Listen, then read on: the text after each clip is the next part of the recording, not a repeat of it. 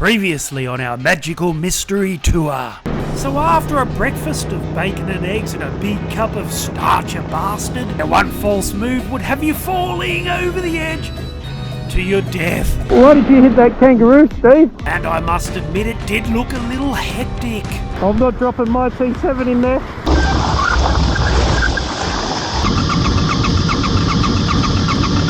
Who wants their prostate checked first? You can't go in the boat because the motor's flat.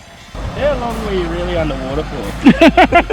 Allan's rear bearing on his DR650 was cactus. Welcome to our magical mystery tour, episode 3. We pick up the action somewhere in Bathurst, where our lead rider Allan desperately needs wheel bearings, and Gavin, the old bulldozer, is scrambling to find 6 weary riders accommodation for the night. And we're looking for 6 beds of accommodation tonight.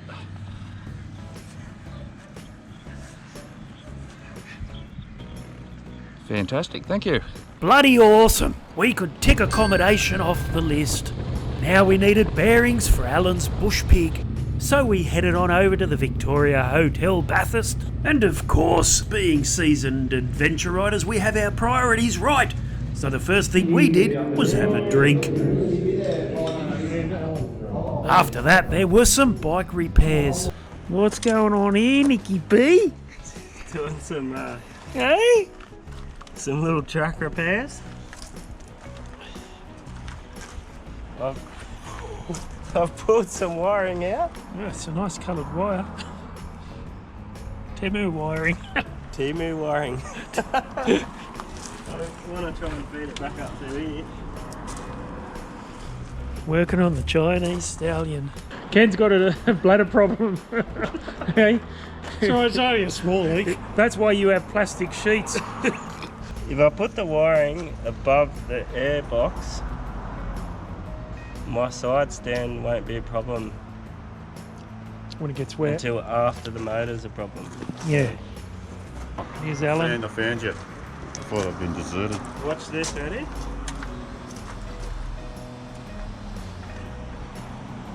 I'm watching. Is something supposed to happen? It has no idea that it's legs down. Ready?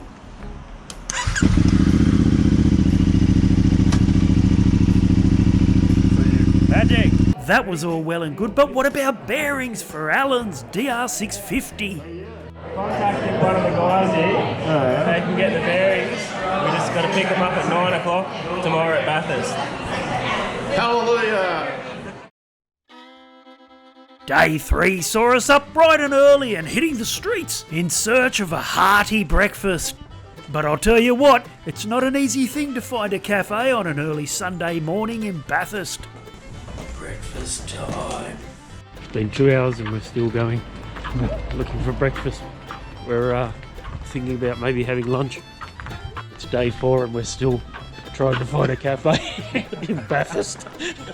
Eventually we found a cafe that served an adventure rider-sized big breakfast, and then our lead rider, the trailblazing Allan Wilson, headed over to a mate's place in Bathurst to start work on his DR650. As for Nicky-P and I, well, we headed over to the appropriately named Beard Brothers motorcycle shop. Remember, this did start off as a bearded gentleman's ride, where the boys were gracious enough to open on a Sunday so we could pick up Allan's bearings.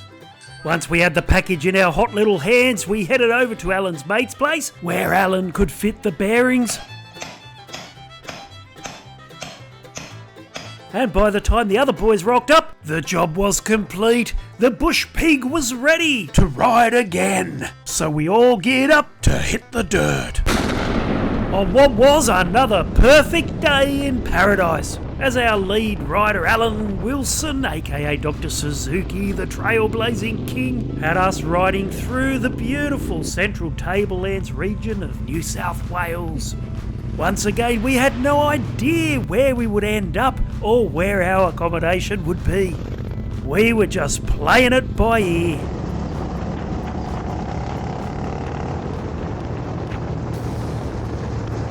We passed through the quaint tiny town of Rockley, which is full of period 19th century architecture.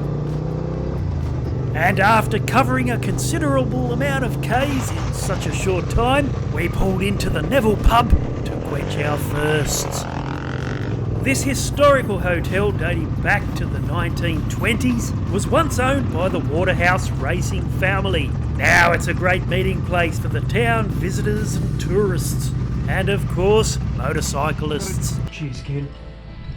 Cheers, Wayne. And it was here that we really needed to do something about Steve's lack of facial hair. Well, Steve's finally grown a beard here at the Neville pub. Yep, these are the things that us grown men get up to when left unsupervised. After that, we were back hitting the trails for a good old-fashioned dirt workout.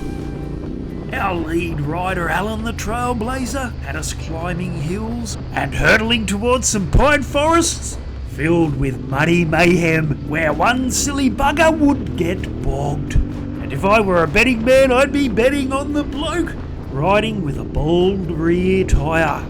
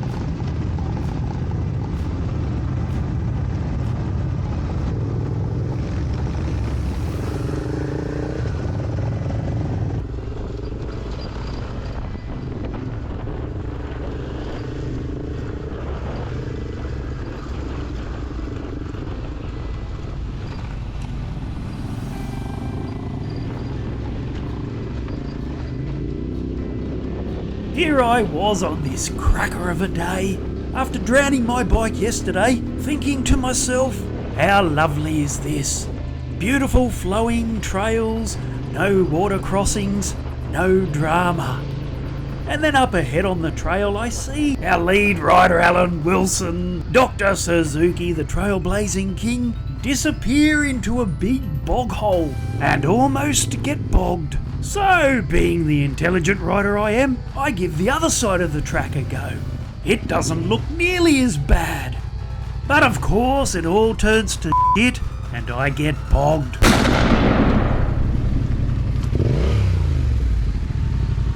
I don't think I was getting it out of here on my own.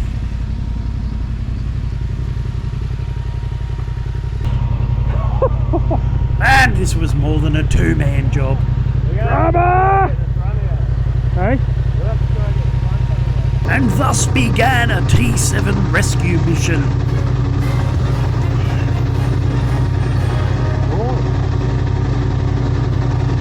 Just straighten it, kick, and throttle it, I'll put it up.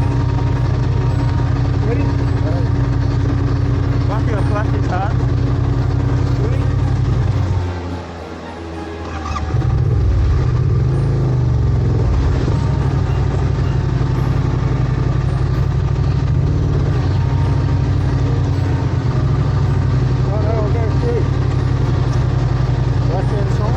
He went on through there, but he almost got bogged. You're gonna have to nail it, mate.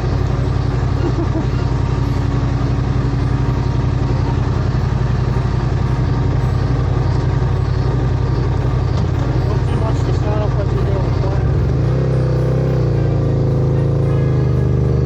Whoa! Not too much. Just pull the wheel.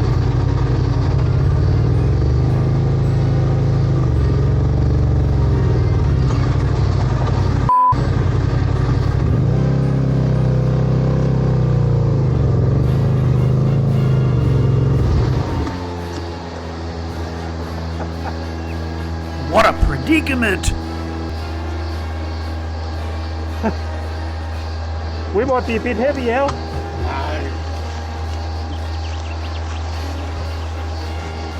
Yeah, you just got to ride the middle and drop into this one.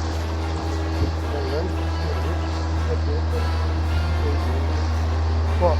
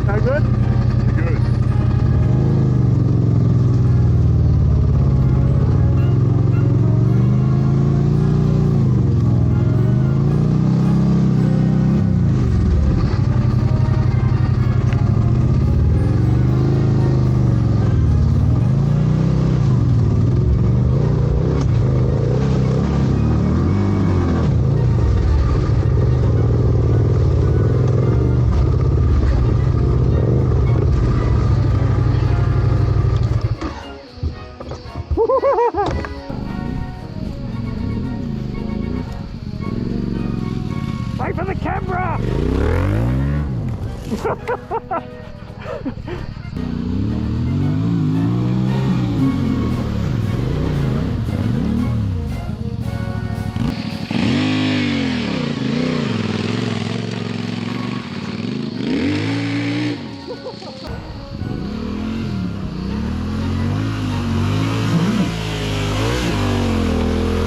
Suzuki, the trailblazing king, making it look easy.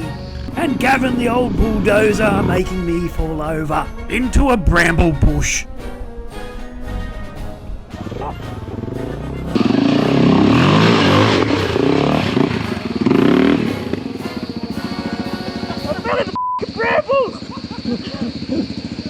Drama! And cut! Onward and upward, because we weren't out of the slippery woods yet. We had a lot more muddy mayhem to ride. But the day was perfect and we were having a laugh. What more could we want? And this time I made sure I didn't get bogged by following in the tracks of our trailblazing lead rider.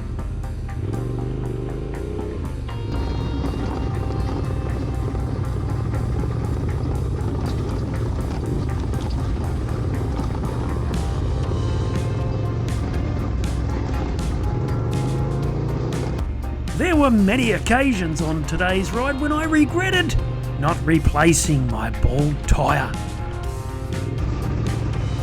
I don't mind continually being out of control and fighting my bike, but it comes at a cost. It can make an old bloke quite tired. So it's a lucky thing I'm not an old bloke and I don't get tired.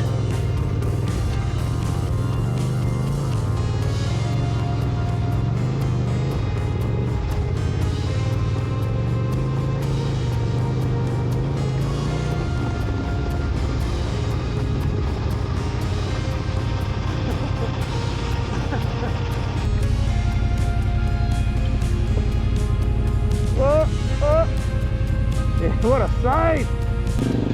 And when Gavin, our sweep rider, just rode on by Stevie Wonder, it's a good thing us Tenere riders stick together.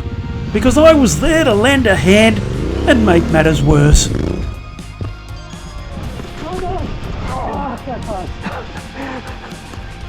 I was pretty quick then, but you're on the Zoro path, you got to.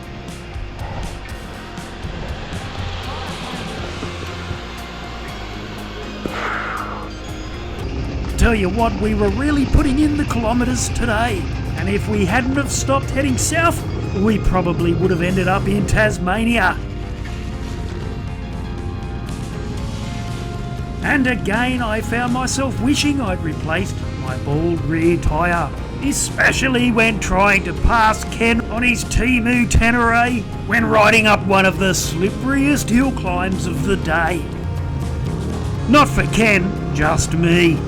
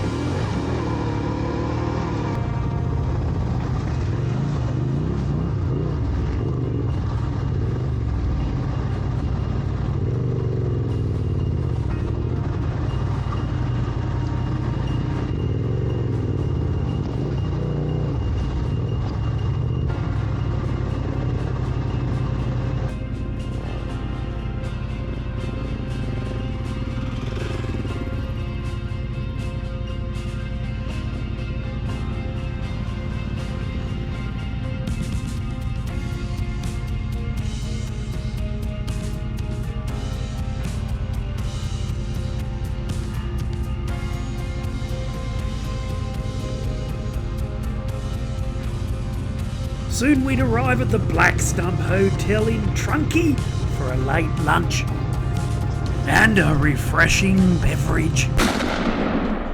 And we timed our arrival here to perfection. 5 minutes later and we would have missed out on a feed. Now that, boys and girls, would have been devastating. Then we were off. Our bellies now full of chips, chicken schnitties and burgers. The stuff adventure riders are made of. And whilst we were back there at the Neville pub enjoying lunch, our lead rider Allan had secured our accommodation for the night.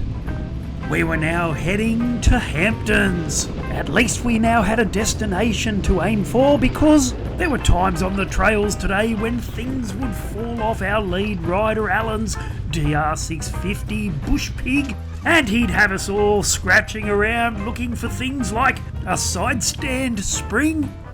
But if you can't fix your problems with duct tape or cable ties, then they're not worth fixing.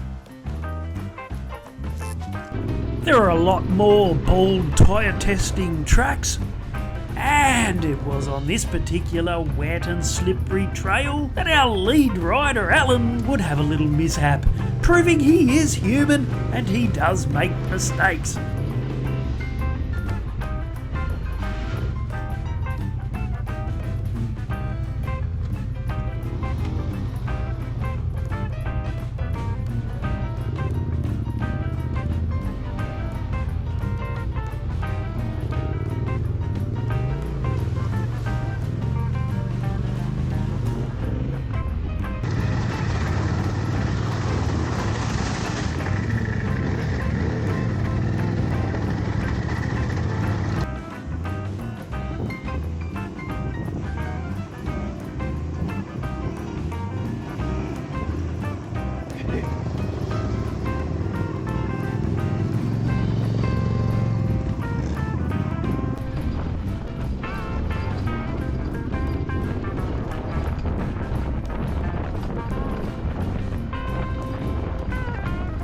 When we thought we were all finished with all the slip and slide trails, Allan found more trails to slip and slide on.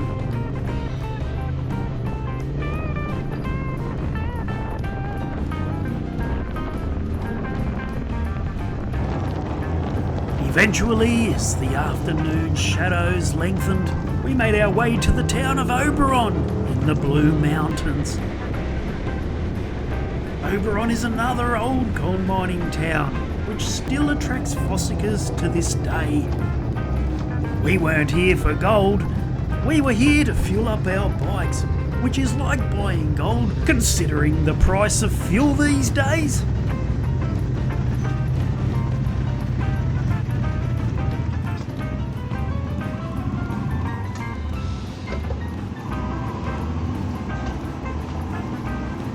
Once our bikes were fueled up, it was only a half-hour ride, and we would arrive at the iconic Hampton Halfway Hotel Motel, the fully renovated pub, motel, restaurant and function venue with stunning views, surrounded by 18 acres of natural bushland and located on the Jenolan Caves Road, halfway between the Blue Mountains and the Jenolan Caves.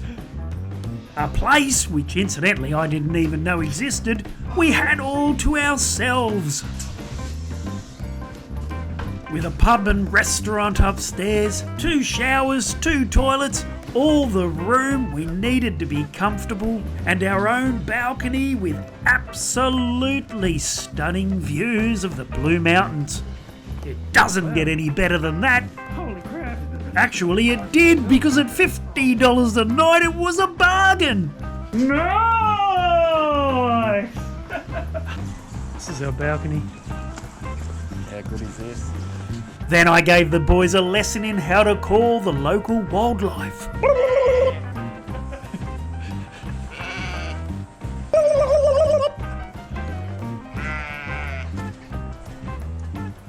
Say hello to Allan. Say hello. Say hello to Allan.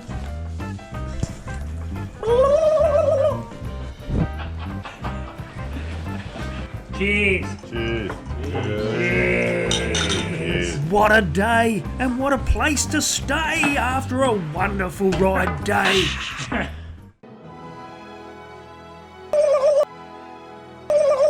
Day 4, our last day, saw me get up bright and early, but not as bright and early as our lead rider, Dr. Suzuki. He was once again changing clutch plates in his DR650. I mean, checking tyre pressures and chain tensions before a day in the saddle just isn't as satisfying. And when I returned to our rooms to check on the boys, I found an intruder. What the do you think you're doing in here?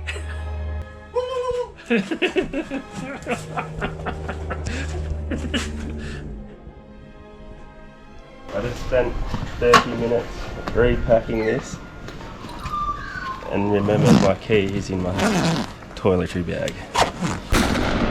There you go, boys and girls. Don't be like Nicky-P and forget your key. And after leaving Hampton's Halfway Hotel without breakfast, I might add, our lead rider Allan had us hitting the trails in no time. And once again we had a perfect day with perfect ride conditions. And just like all our other perfect days, we were still managing to follow the wet weather and stay dry. Our lead rider, Dr. Suzuki, the trailblazing king, really had threaded the perfect ride line across 4 amazing days. But however perfect the day was, it wasn't without some near misses. We were now riding the famous 6-foot track. And then on one particular part of the track, where I had the choice of 4 or 5 ruts to ride in, well, of course I picked the wrong rut. This, however, would not be a near miss, and I would have to bin the bike and rely on my ninja cat-like reflexes to throw myself onto a soft bed of grass.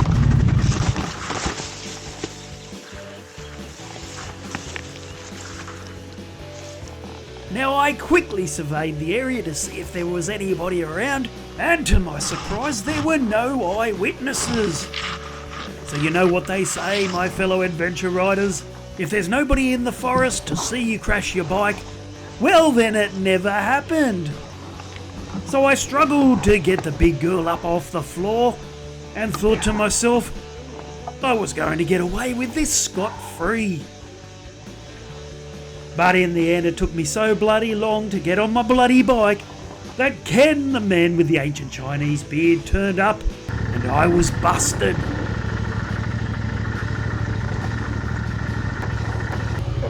Maybe I should have taken his line. And of course Ken couldn't wait to tell the first person he met. The bush telegraph was working well this morning. Wayne had a moment.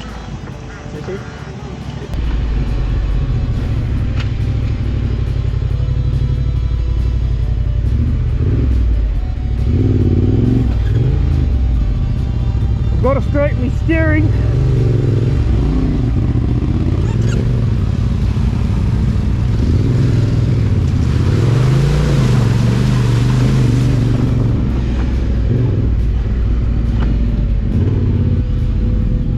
Hey, let me straighten my steering on your back tyre.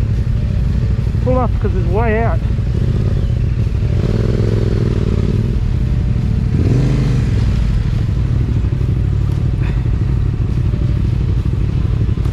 Once everything was straight and pointing in the right direction, we could continue riding on this fantastic morning.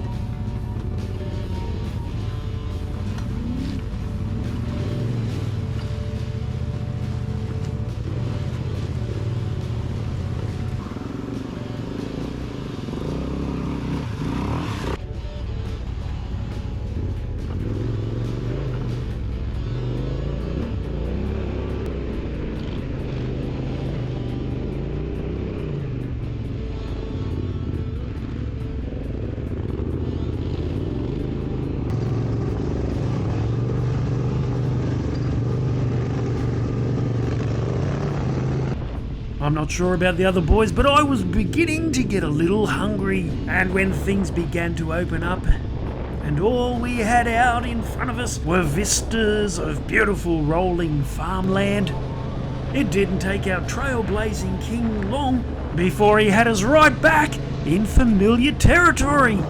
Yes, that's right, we were finally back on the Bells line of road and about to stop for a well-earned brunch.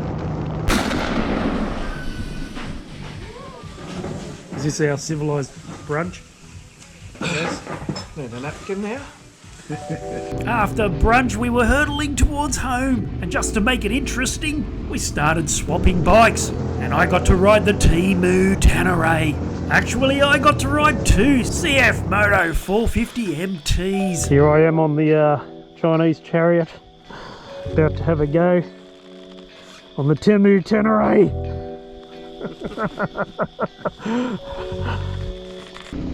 Obviously, the first thing I noticed was the difference in power and how compact and small the bike is. I found it very difficult to change gears on Ken's 450, which is surprising because he's a taller bloke than I am. So I really don't see how he rides the bloody thing. And seeing as Nicky-P has his gear lever adjusted all the way up for more footroom, well then I gave his 450 a try.